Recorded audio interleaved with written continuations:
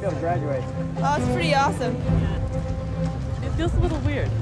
I don't think it's quite sunk in yet. It's incredible. It's incredible having been here and having it finished now. I can't believe it. But I'm glad to be done after medical school in the fall.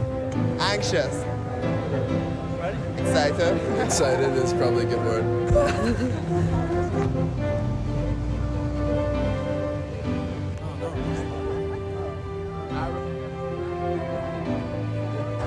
It's been one heck of a 4 years. Long haul, but worth it.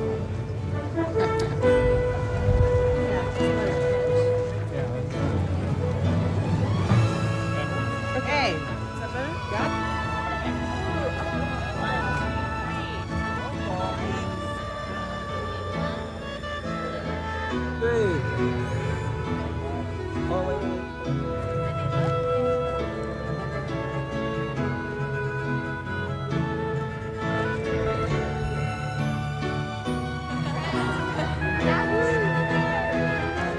We'll keep in touch, though.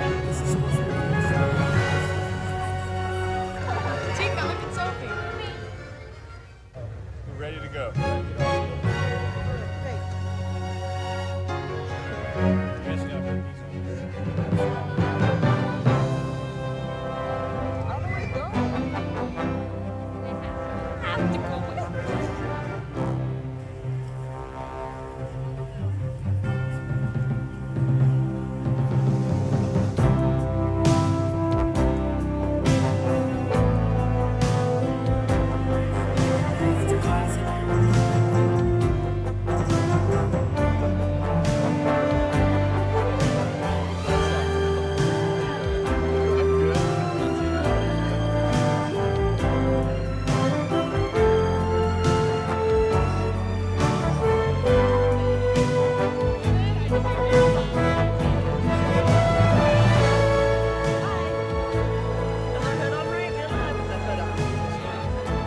We're very excited. I'm very excited personally. She's also a nut.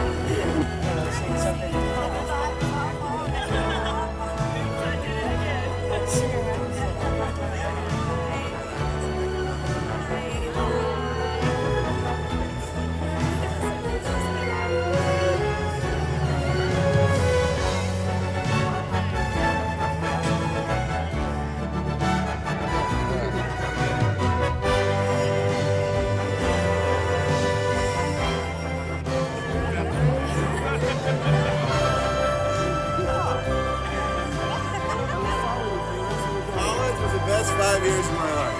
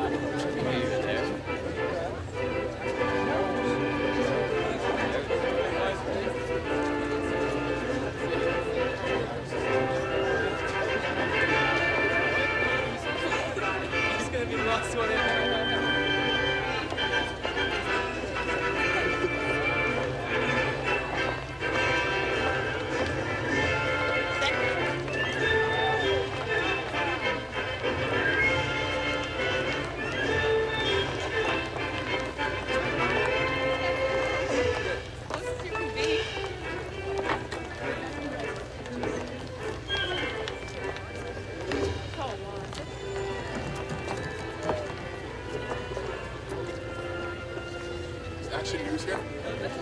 Yeah, some action news.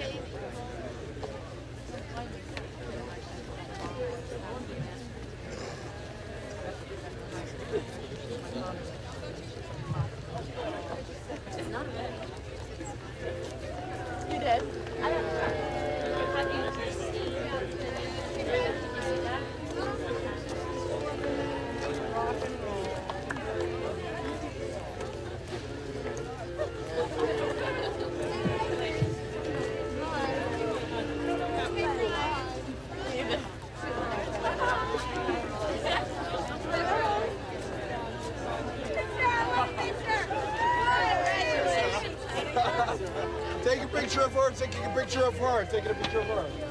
Come on, Ian. Nice swing, Al. All right, that's enough.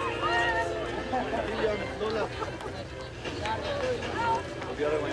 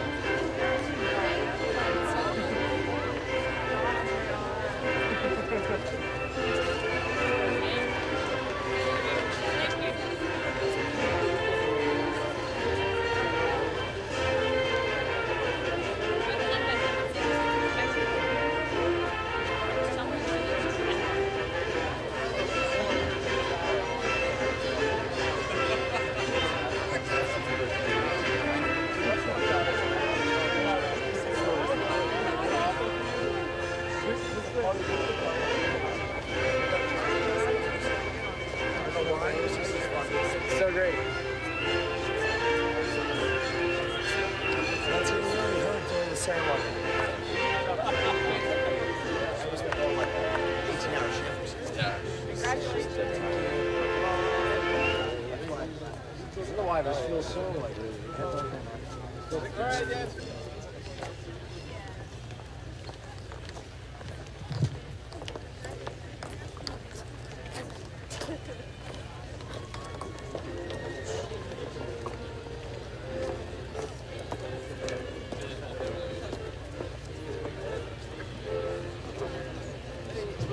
Well, Armando's like everyone else. Yeah.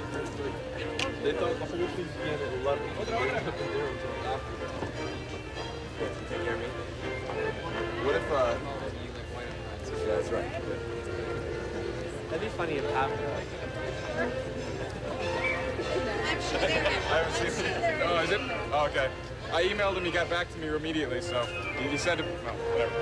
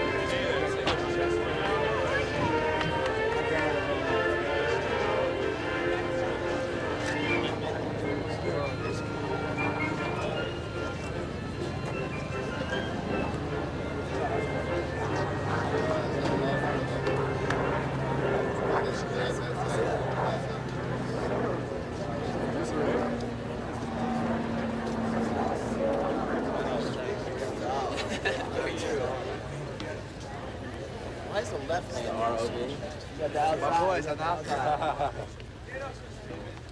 I don't want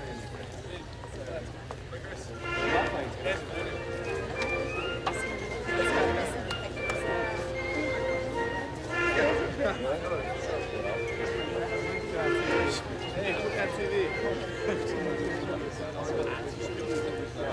Just keep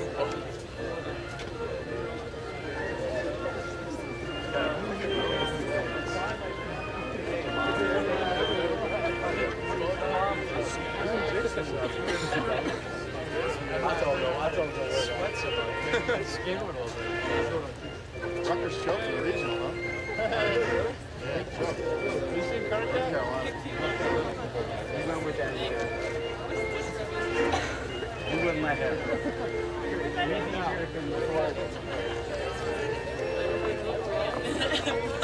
Did you just say no, what are you?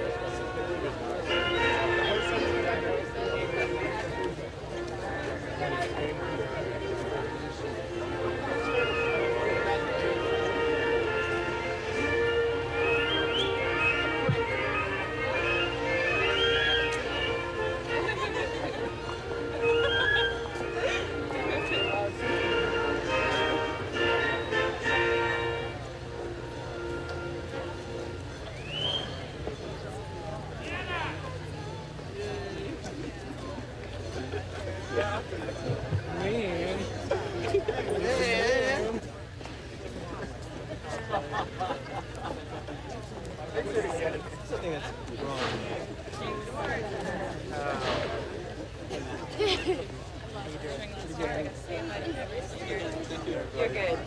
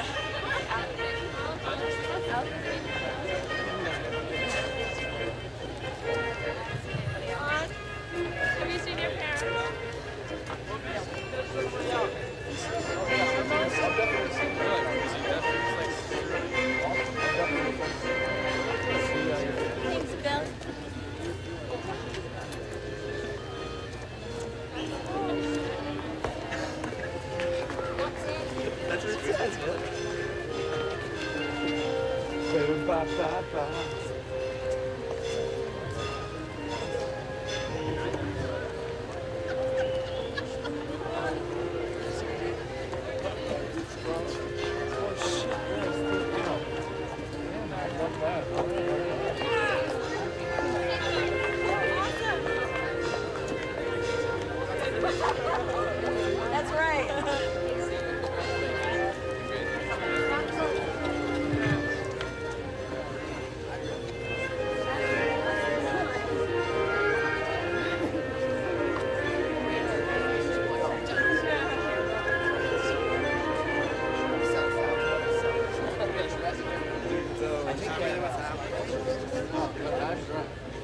Right, yeah, I'm not Press. I'd be proud. Press. Yeah, I know.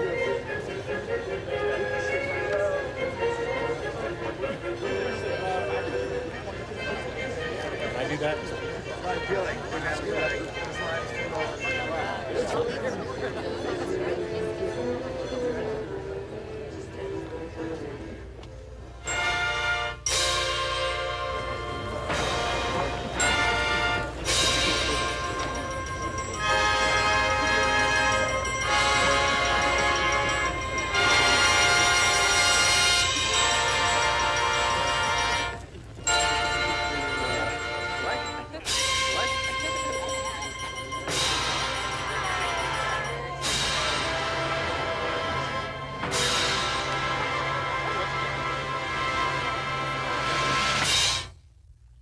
I invite you to join me in the spirit of prayer.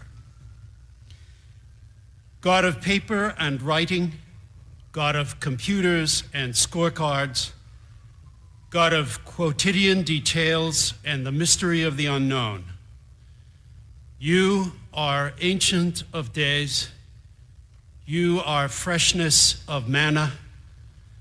We listen for the sound and the silence, the rushing mighty wind and the still small voice.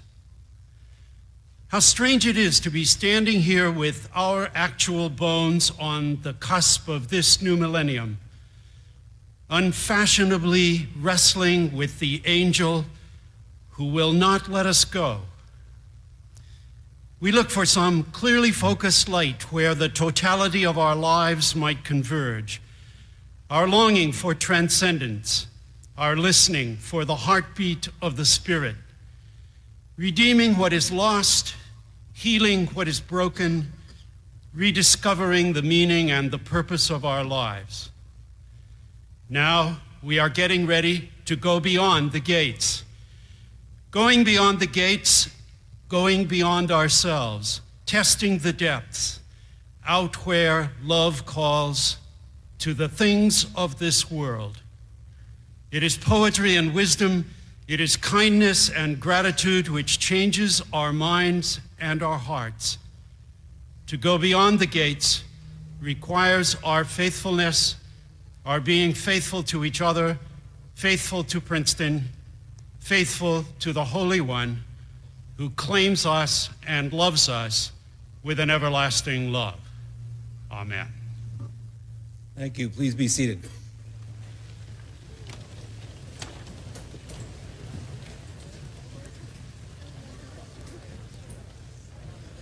It is my pleasure this morning, on behalf of Princeton University and its trustees, to welcome all of you to campus. I would like to extend warm greetings to families and friends who have gathered here to celebrate with the graduating seniors of the class of 2000 and with the recipients of advanced degrees from the Princeton Graduate School. But to begin with first things first, may I ask all the parents of today's graduates to please stand and remain standing.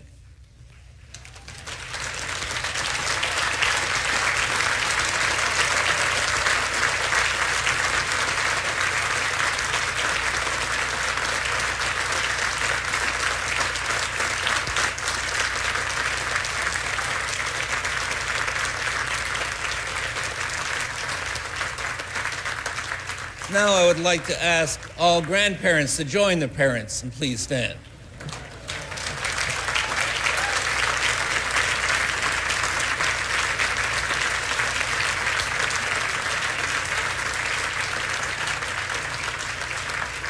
Thank you. I think you can tell from the enthusiasm of the response how much we are all in your debt. Thank you very much for joining us here today.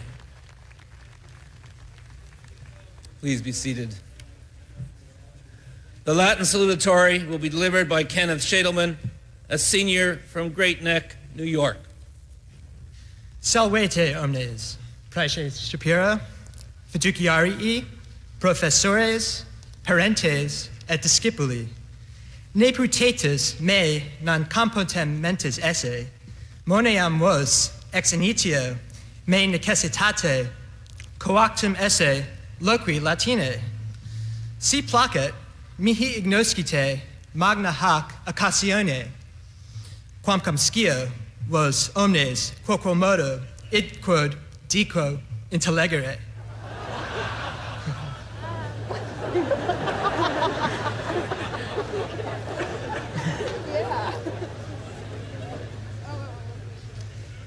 In primis laudem aliquot homines qui sumo opere ad experientiam princitoniae contulerunt. Habemus nostrum ducem, praesidem Shapiro, atque fiduciarios universitatis. Necesse est etiam laudare magistros, professores et lectores qui laborant in disciplinis qualibus classics, chem-e, mol bio, et woody woo.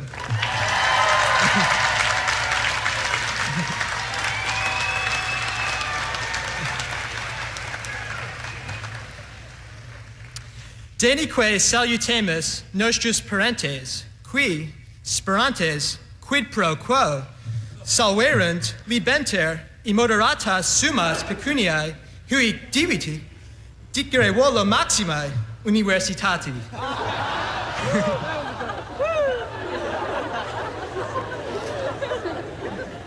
Nunc ad maximos homines, hic hodie congressus me vertam, qui gradum academicum adepti sunt. Mei amici et condiscipuli, in hoc novo ordine saeculorum vos saluto.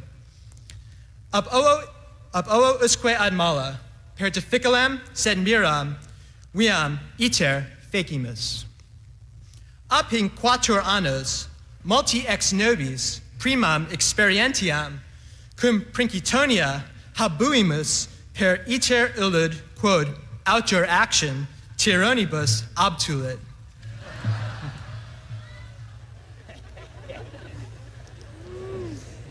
In feliciter aliquod globis discipulorum opus erat tolerare procellam in Virginia.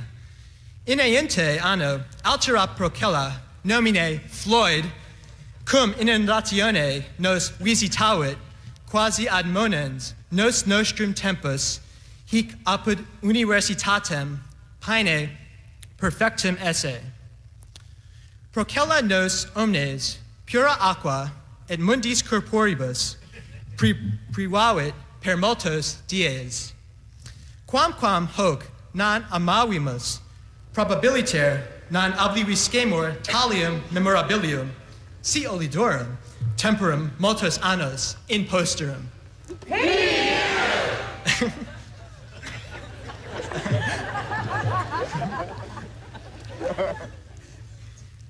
In aliis modiis etiam nostri anni apud Princitoniam pleni delectationes erant.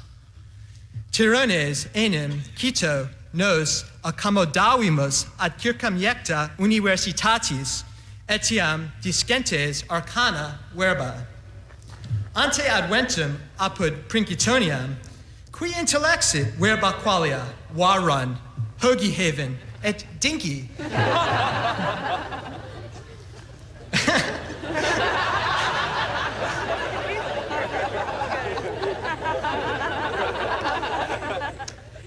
Altero anno, ut dicitur sophomori, certi domini eramus nostrorum collegiorum. Juniores laborem in propriis disciplinis incapimus, animum intendentes inscriptiones et proposita.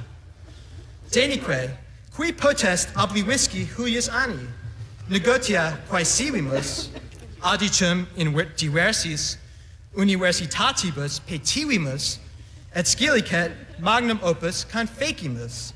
O magnum vere opus.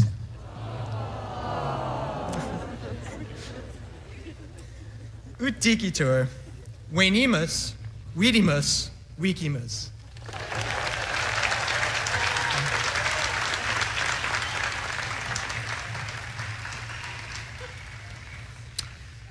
Pro de immortales, tempus fugit. Ante quam autem ab eo, pauca sed apta verba Adam. Bene enim in arte poetica scripsit Romanus poeta Horatius. Multa ferent anni venientes commoda secum, multa recedentes adimunt. Ut simul ambulamus per portam Fitzrandolph, vos hortur ut horum sapientium verborum memineritis et foeatus dies apud vestram almam matrem Princitoniam. Sive facti eritis magistri, medici, advocati, sive dii meliora argentarii, sive consultatores, habetus ingenium ut magnas res geratus per vitam, de modo non argentarii situs.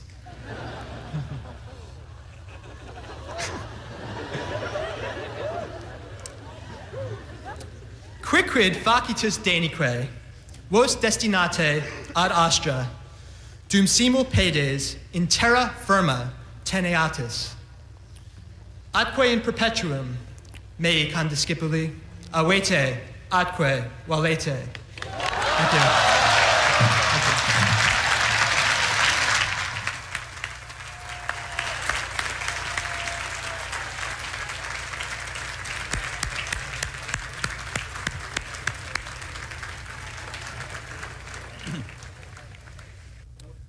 Let me now introduce the Dean of the College and Professor in the Department of History, Nancy Malkiel, who will present the candidates for undergraduate degrees. Dean Malkiel.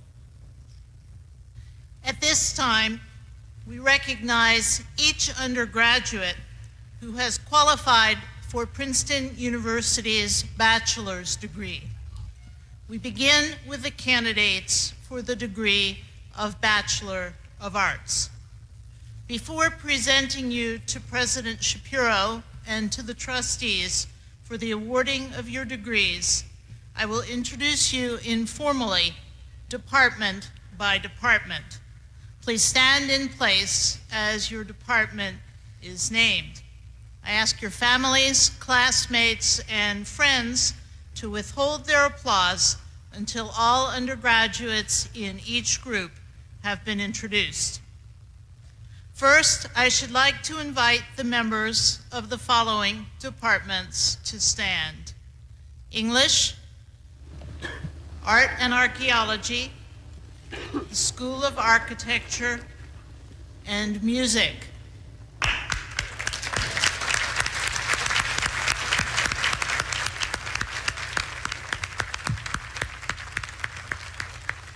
Please be seated. And now the members of these departments: Classics, Comparative Literature, Romance Languages and Literatures, Germanic Languages and Literatures, Slavic Languages and Literatures, East Asian Studies, Near Eastern Studies, and the Independent Concentration Program.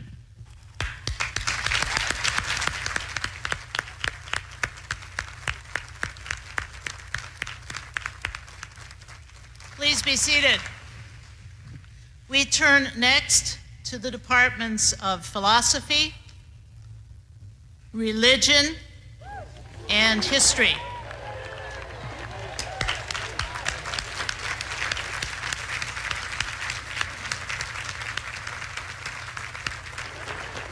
Please be seated. Will the undergraduate members of these departments please rise? Politics, and the Woodrow Wilson School of Public and International Affairs.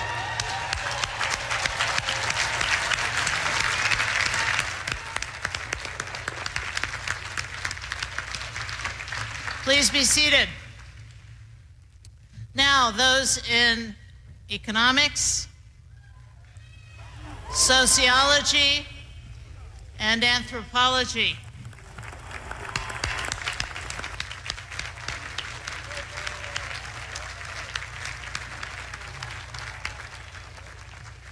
Please be seated.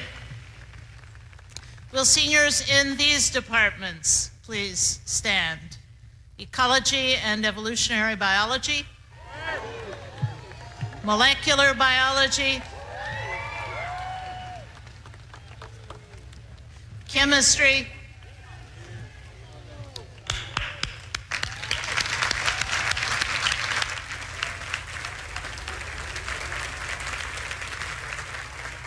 seated. And finally, I wish to introduce the seniors receiving Bachelor of Arts degrees in physics, mathematics, astrophysical sciences, computer science, geosciences, and psychology.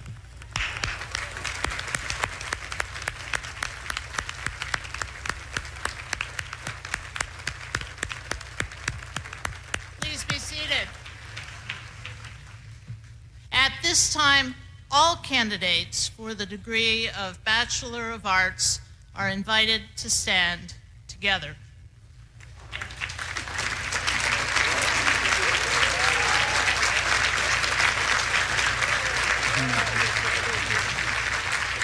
Mr. President, I have the honor to present to you and your fellow trustees the candidates standing before you and the other candidates duly certified to you who have completed the scholastic requirements for the degree of Bachelor of Arts.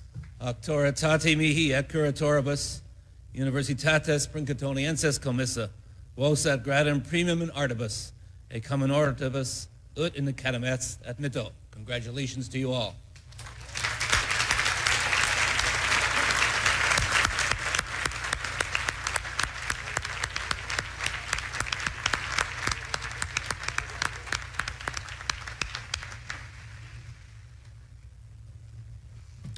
Please be seated.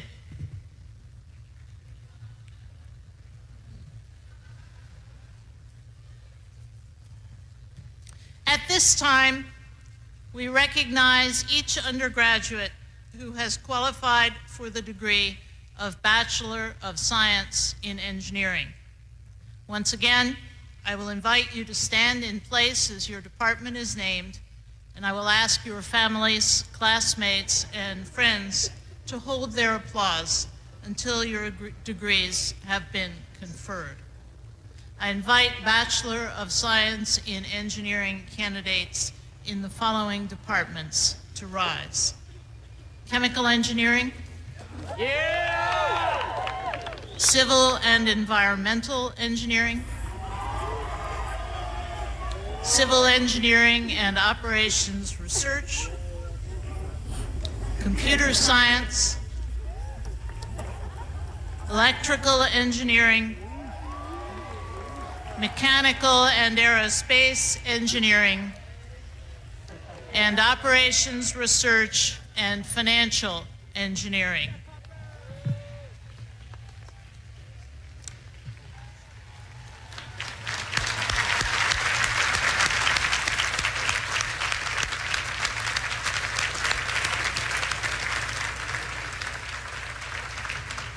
Mr. President, I have the honor to present to you and your fellow trustees the candidates standing before you and the other candidates duly certified to you who have completed the scholastic requirements for the degree of Bachelor of Science in Engineering.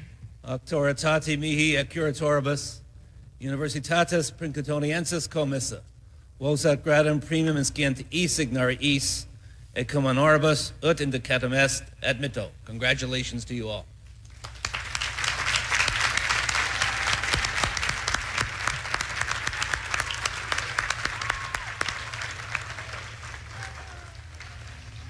Please be seated.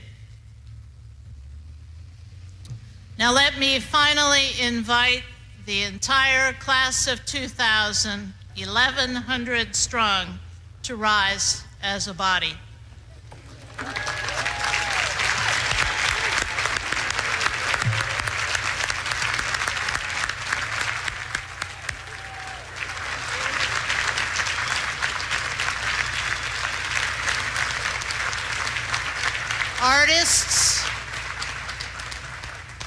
Artists, writers, scholars, athletes, campus leaders, community volunteers, recipients of honors, certificates, and prizes, members of honor societies, winners of fellowships, you have put your imprint on this university, and you leave with our warmest congratulations.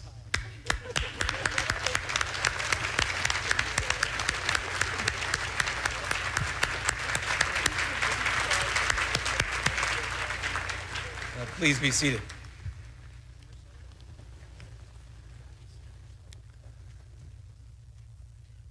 The valedictory oration will be delivered by Andrew Hauk, a senior from Colts Neck, New Jersey. It has been several weeks since I first learned that I would have the honor of speaking here today. After the initial rush of joy and gratitude, only one emotion really remained: panic. This was not the fear of speaking in front of a large crowd, After 4 years at Princeton, I think I've mastered the delicate art of embarrassing myself. No, the root of this panic was far more sinister. I began to realize that a dangerous precedent had been set at last year's commencement, when one of the speakers, right in the middle of his speech, proposed, and that I myself had mere weeks to decide to whom I would propose here today. Well, after a few frantic phone calls, some intense deliberations, I'm sorry to inform you all that this not so deep-seated tradition has come to an end.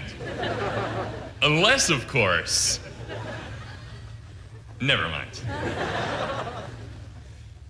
Now is the time for one last look around this beautiful campus before we all march out Fitz-Randolph Gate. All around us are giant, majestic trees, which seem to have significance only to those who have sat under their shade or witnessed their beauty. However, these trees also represent events happening beyond the edges of campus at the time they were planted. Two of the oldest trees on campus are located back there, behind McLean House, within sight from where you are seated. These trees were planted in 1766 to commemorate the repeal of the Stamp Act. And the giant elm, also within sight, was planted during the Great Depression. Many of these inexpensive trees were planted during that time period, both on and off campus. Although at times we shelter ourselves from the world around us, the Princeton name is not a shield. Its campus and its students must celebrate and suffer with the rest of the world. While these trees do have historical significance, they also bear the stories and memories of generations of Princeton students who have learned, laughed, and loved underneath their branches. A few years ago, while removing a dying tree, the grounds department found a woman's wallet buried underneath years of dirt and foliage. Inside was a student ID from a member of the class of 1974.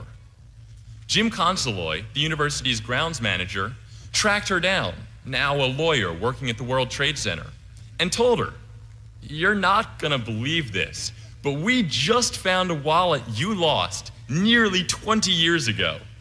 Now, inside is your old student ID, your old driver's license, but no cash. Do you want us to send it to you?" The woman, a bit stunned, asked if there was a change purse anywhere in the wallet. After peeling away layer upon layer of decrepit leather, Jim found that yes, indeed, there was a change purse, and inside, a pair of diamond earrings. These were a family heirloom passed down from the alum's grandmother. Another alum called the grounds department upon hearing that the giant beech tree outside of Fine Tower was about to be removed. This was the tree beneath which he had gotten engaged, and he did not want to lose it. Jim Consoloi told him that the tree would cost about $30,000 to move, but if he was willing to donate the money, the university would try to move the tree to another part of campus. The alum, after a bit of reminiscing, replied, "That's okay. I've got pictures." There is a Greek proverb quoted by our classmate Dan Russell in this year's Nassau Herald. "A society grows great when old men plant trees in whose shade they will never sit." Today, we celebrate underneath the boughs of great trees. Those who planted them only felt an imaginary shade as they toiled with small branches. Even maintaining all of these trees on this campus is an arduous task. The university currently employs 20 grounds workers and 2 full-time arborists. I was curious, what happens during a drought? The university clearly can't water every single tree on this campus. Do they rank them? Is there a list of important trees that get watered while the rest are forced to straggle? Fortunately, The answer is no. The university knows that older trees have deep enough roots that they can draw water from well below the dry surface. It is the young trees that are nurtured by this university. We all have benefited from this practice. The university and everyone around us have nurtured us our whole lives until our roots grew deep enough for us to sustain ourselves. But sustenance is not enough. We must ask, what trees are we planting now that will give shade in 100 years? On campus, the answer is easy. The university plants between 200 and 250 trees a year. The recently planted ring of trees around the new stadium is expected to be enormous in years to come. But for each of us, the answer is far less certain. It is only natural for all of us to have our own personal goals and ambitions. However, having had the privileges necessary to achieve these goals, we have also been given a responsibility to think beyond ourselves and even beyond our generation. Whatever we do, whether we delight the world with our music, or raise a loving family, or make a great scientific breakthrough, I would encourage us all not to spend our entire lives lounging in our ancestors' shade, but rather to venture out in the sun ourselves, ensuring a well-shaded future for the comfort of those to come. With all that we have been given, now is the time for us to rise and give of ourselves. It is only fitting at our moment of glory that we thank all those who have nurtured us our whole lives. God, through whom all things are possible. Our parents, for their endless love and inspiration. Our professors, for their willingness to cultivate our minds. Each other, for close friendships and shared dreams. And Jim Consoloi, the grounds crew, and everyone else who has worked so hard to keep our time at Princeton in the shade, where we have little else to do but pursue our passions. It is with great honor that we march out Fitz-Randolph Gate and stand tall with them in the world.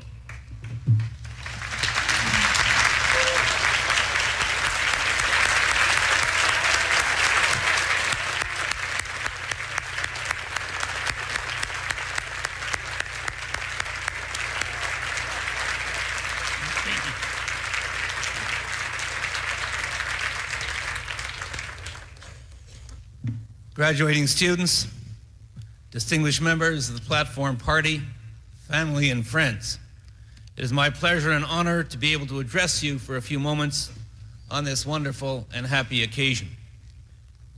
Commencement is always a joyous milestone, not only for the graduating students, but for their families and friends, their teachers, and all who have nurtured them, mentored them, and cherished them. Our justified pride in the achievements of today's graduates is buoyed up even further by our feelings of hope, of anticipation, and of optimism as we welcome the next generation of leadership to the challenges and the opportunities that we all face. It is with great pleasure, therefore, that I join with all of you in celebrating the achievements of today's graduates. At Sunday's baccalaureate service, Queen Noor spoke about our individual and joint responsibilities to be of service to others.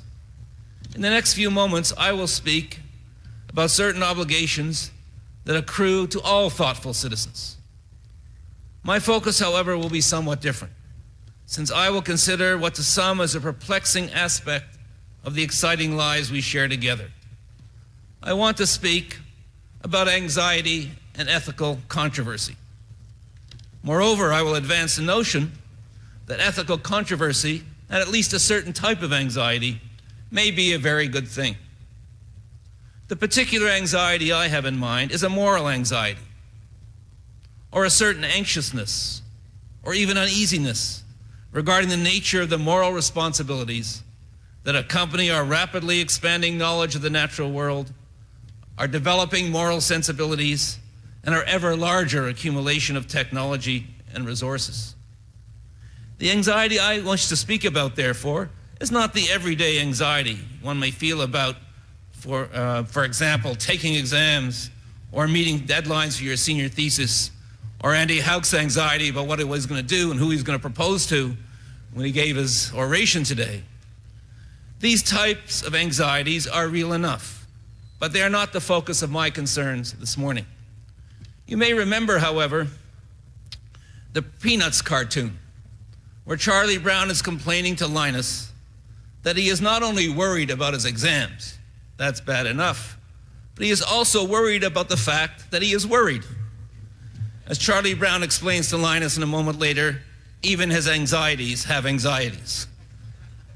The moral anxiety I will speak about concerns a deeper matter, namely how we can build a better future by constructing social and cultural institutions and mechanisms that more fully reflect the interests of everyone.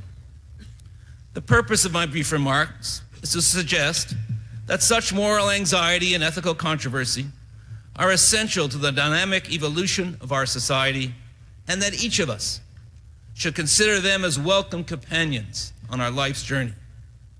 I believe, therefore, that a certain anxiety about society's current circumstance is a necessary ingredient of both a thoughtful life and our capacity to imagine a better future. Without such anxiety and concerns, our lives would never change for the better, and a life devoid of ethical controversy or uncertainty about how one ought to act means that one has ceased taking moral behavior seriously. I believe, therefore, that a certain level of moral anxiety and a healthy, even contentious, struggle on ethical matters is a very good thing. They are omens of a healthy life, a healthy society, and a cause of hope and optimism regarding our future.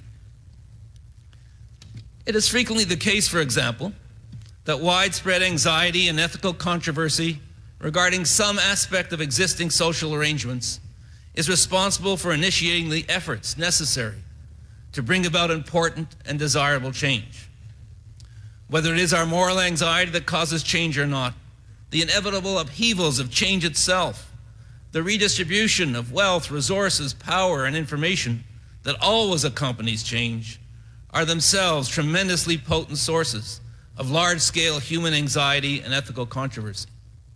One way or another, therefore, a certain moral anxiety and ethical controversy are the constant companions of change. And a high rate of change in scientific, political, economic, and social matters, such as we are all experiencing in contemporary life, can be expected to be accompanied by a high level of anxiety and ethical controversy. We have to accept the fact that in a world that is changing as fast as ours, all thoughtful citizens will have to share in the anguish of finding the right moral perspective within which to accommodate these changes so that we may all share in a better future. Each of us as individuals is invested with a great deal of moral autonomy, but also moral responsibility. Indeed, the moral authority and responsibility that is now presumed to rest on the shoulders of each one of us is perhaps the most significant aspect of modern life. It is both the greatest source of our freedom and our freedom of conscience, and the most important foundation of our moral responsibility. In order, therefore, for each of us to meet our moral responsibilities and to protect our freedom, we must face and deal with the moral anxieties and ethical controversies of our time. In such circumstances, all thoughtful persons need to be anxious about just what it is that we ought to be doing, why we ought to be doing these things, and to what set of objectives we have in mind. For example, the extraordinarily rapid expansion of the scientific frontier in the area of human genetics is once again changing our view of ourselves and introducing the possibility of being able to extend our control not only over nature, but over human nature itself.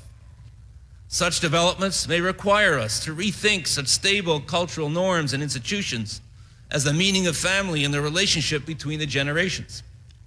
It will be a significant challenge, full of ethical implications, to construct the new social structures required to give meaning to these new scientific developments. In addition to the rapid movement along the scientific frontier, however, we are also at a moment in time when many previous political coherences also seem to be shattering. For example, the world of easily identifiable contending powers and ideologies seems to be slipping away. I grew up under the twin shadows of World War II and the Cold War. It seemed easier then to understand just who the major powers and ideologies were that were competing for our allegiance. Our contemporary situation has become much more complex. Given all these new complexities and general uncertainty regarding our moral responsibilities, the New York Times did a national survey on the moral attitudes of individual Americans. The results were reported in the May 7th issue of this year in the New York Times Magazine. Let me just quote from the headlines of that survey of Americans' moral attitudes. First headline, "There is no strong God." Second one, "No strong moral rules." Third, "No strong superiors, moral or otherwise."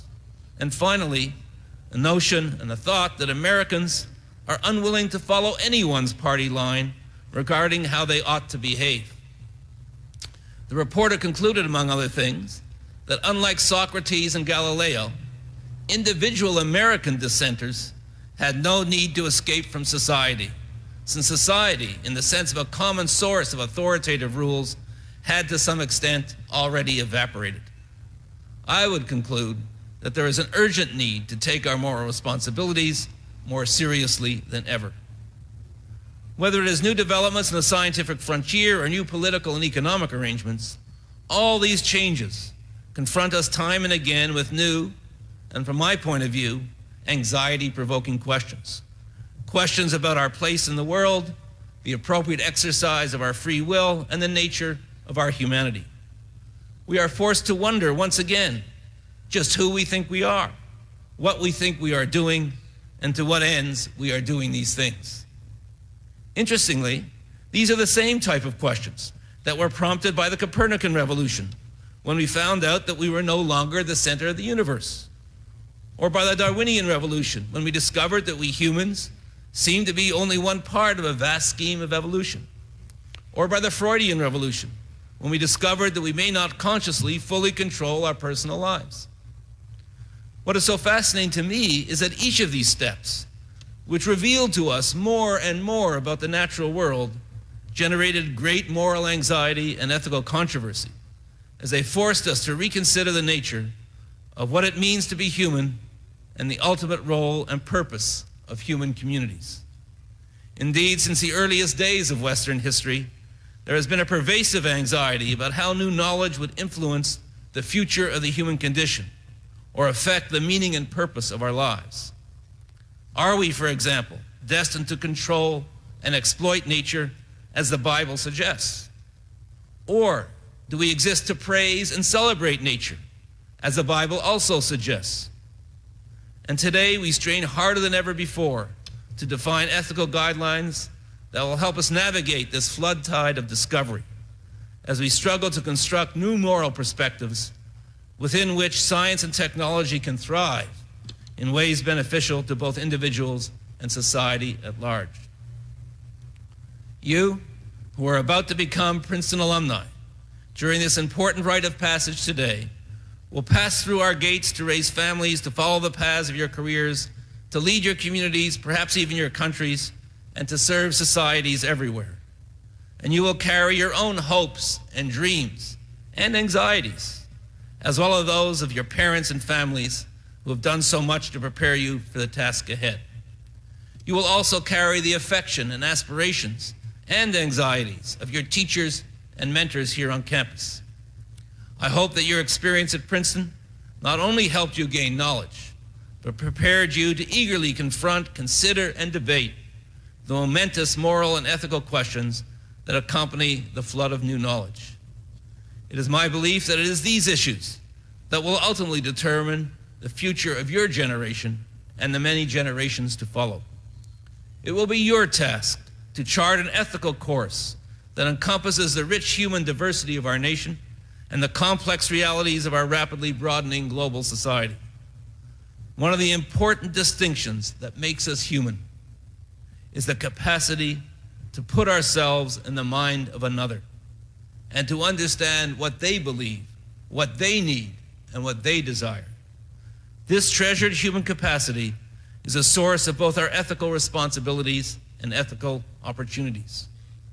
And in the midst of all the change, challenge, and anxiety, let me assure you that there is one thing we are not anxious about, and that is how ready and able you are to undertake this task, to push forward the boundaries of both knowledge and understanding.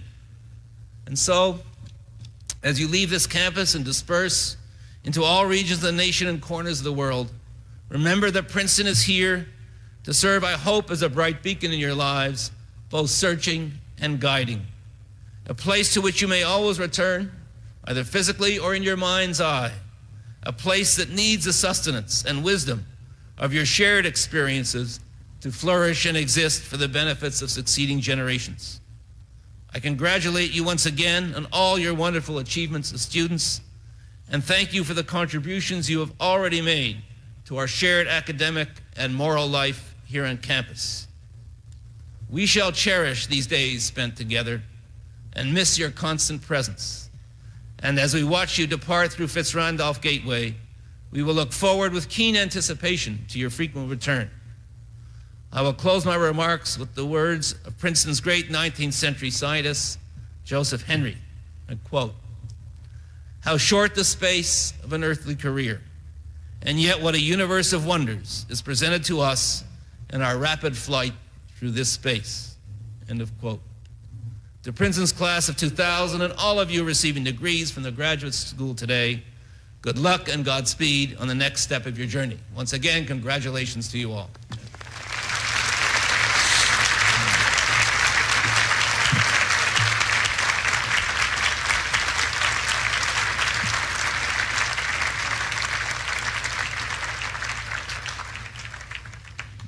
The benediction will be pronounced by Dean Blanks. Dean Banks. Receive now these words of blessing as you go forth into the world. May the one who is beyond all names, yet nearer to us than the heartbeat of life, bless you to daringly dream your dreams into being, give voice to your visions, and fulfill your destiny. May the cherisher of the world and the timeless source of eternity remind you that you stand on the shoulders of those who came before you, and the legacy demands that you live lives filled with meaning and purpose. May the eternal friend and ever-present companion on the journey of life bless you with sustaining strength to face the uncertain, unexpected, and inevitable realities of life. Friends, in this new millennium, eyes have not seen, nor ears heard, nor the human heart conceived the good things that are in store for the seasons of your lives. Godspeed. Amen. Amen.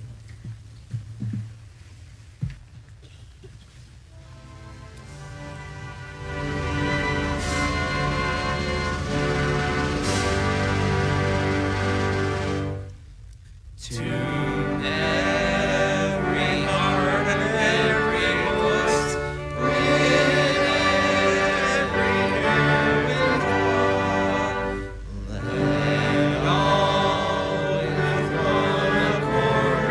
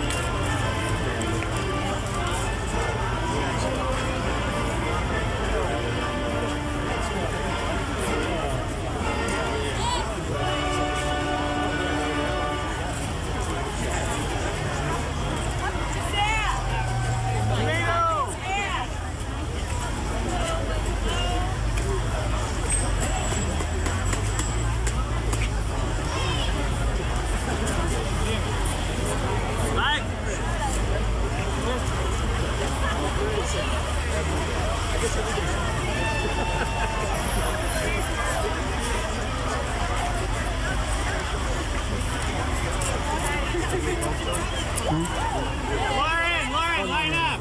Ryan, get them all together. Okay, gotcha.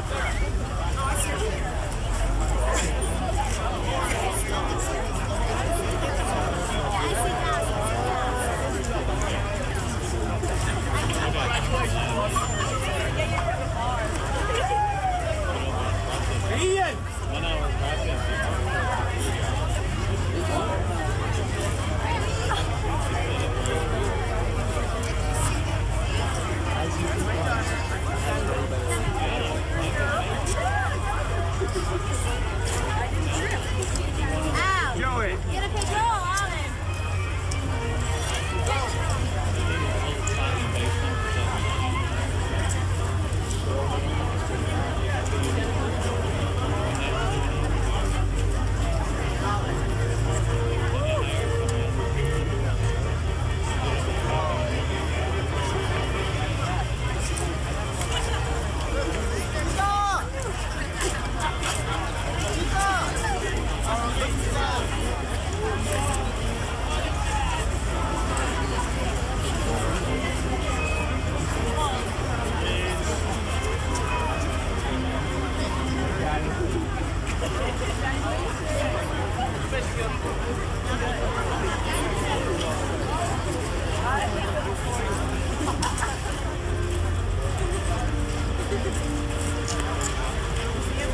Oh, there's my son.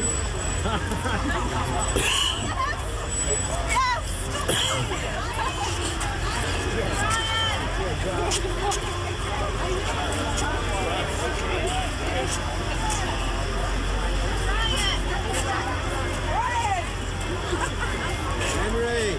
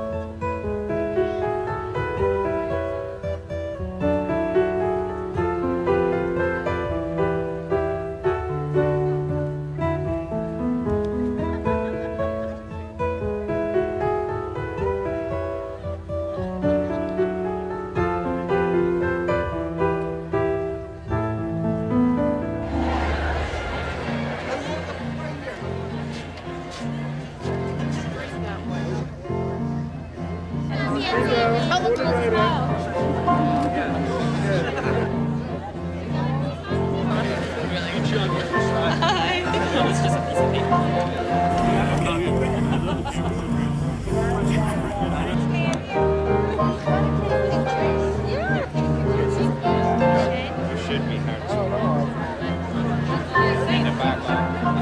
thought they were going to tell me I got some fines over there.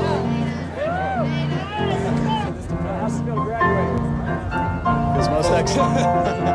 Mr. Ruiz. Oh, so good. I'm so happy. It's great. This is wonderful. This is our baby girl.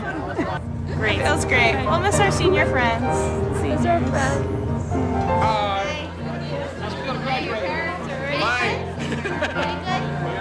Fail your thesis. You can stay back. Take a fifth year. Do it all over again.